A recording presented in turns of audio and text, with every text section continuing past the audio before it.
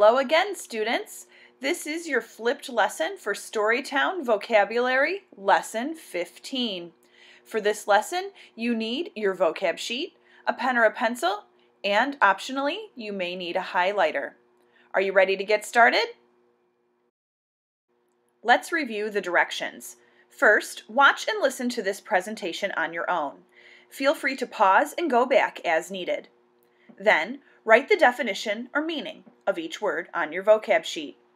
Finally, in the third column, write a brief response to each question that goes along with the vocabulary word. Let's take a look at word number 1. The first word on our list this week is apparent. Apparent ends with the ENT suffix, which tells us that we probably have an adjective on our hands. Adjectives are describing words. The word apparent means something that is clear or obvious. If I were to use the word apparent in a sentence, I would say, "It is apparent that it was going to start raining when the sky turned gray and cloudy." What would make it apparent that your friend loves horses? Think about it and write your response on your vocab sheet. The next word on our list is another adjective. Arduous ends with the OUS ending, which is an adjective suffix. Arduous means something that requires you to work extremely hard to complete it. Let's take a look at how we could use the word arduous in a sentence. The soccer game was arduous because the other team was much better than ours. What would make a trip with your family arduous? Think about it and write your response on your vocab sheet. The third word this week is bliss. Bliss is a noun, which is a person, place, or thing. In this case, bliss is a thing. There are many students who accidentally use this word as an adjective, so please be careful. Bliss is the feeling of happiness and of being content. It is very common for you to see the word bliss when we're talking about weddings. So, an example sentence using the word bliss is, "I wish you many years of bliss after your wedding." Why would you feel bliss if you performed a skateboard trick for the first time? Write your idea on your vocab sheet. Our next word is communal. Communal is an adjective or describing word. The definition of communal is something that is shared by a group of people. Here's an example sentence. In college, many people have a communal bathroom that is shared by all of the people living on the same floor of a dormitory.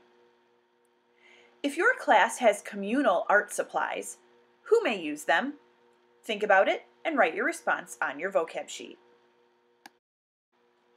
The next word might look familiar, but we're going to be using it in a certain way this week. This word is demands. We're not using this word as a verb, but rather as a noun, which is a person, place, or thing, in this case, a thing. This definition of demands is the expectations that you will give your time, abilities, or resources. Let's look at an example. Your teacher might have some demands of you, such as completing your homework on time and trying your best on an assignment. Now think about this. What demand might your family members make of you? Write your answer on your vocab sheet. The next word is dissatisfied. Dissatisfied is an adjective, and we can get an idea of what this word means by taking a look at the DIS prefix at the beginning. The dis prefix means that it's the opposite. So in this case, the opposite of satisfied. Dissatisfied means you are unhappy about the way something has turned out. For example, you might say, "The girl was dissatisfied with the picture she drew because it didn't come out the way she had imagined it." Think about this. Why might you be dissatisfied with a batch of cookies you made? Write your answer on your vocab sheet. The next word is entwined, and the way we're going to use this is in the sense when it's an adjective or describing word. Something that's entwined is twisted together and wound around one another. You might have heard the word used something like this. The girls entwined the 3 sections of their hair when they made a braid.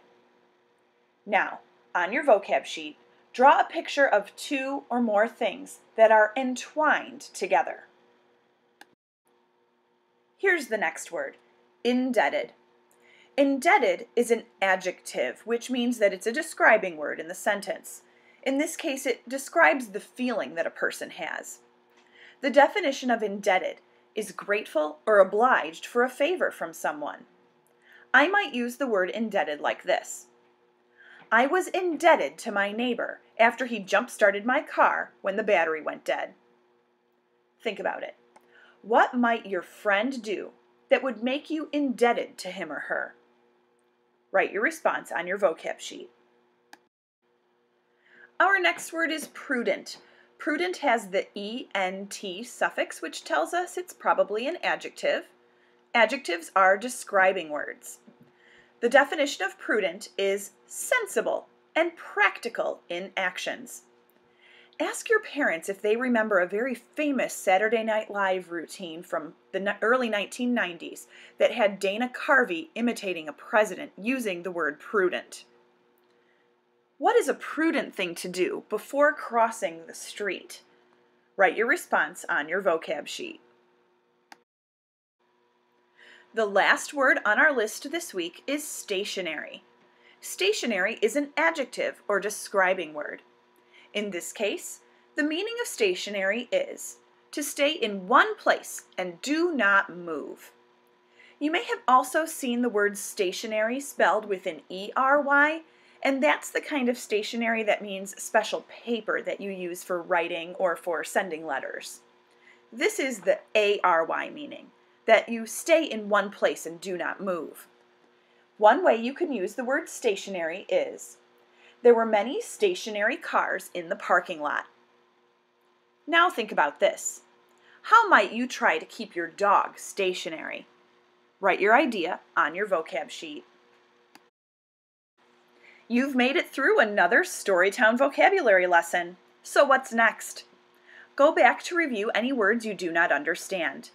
Please highlight or circle any words you still have questions about, and we will discuss them in class. Be ready to play a review game in class using these words. You will read and understand stories that use these vocabulary words in them. And finally, use each word in an original sentence, and this will be your end-of-week quiz. Good luck, and see you next week!